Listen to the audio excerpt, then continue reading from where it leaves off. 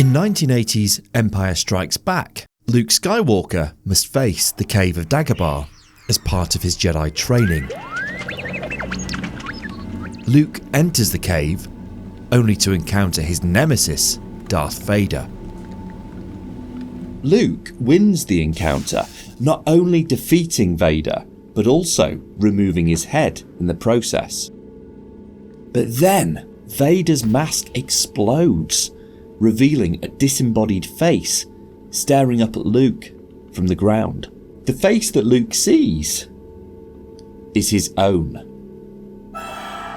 Just like the Buddhist monk with the empty boat, what Luke perceives as his enemy, Vader, is really an illusion, because Luke's real enemy is within himself.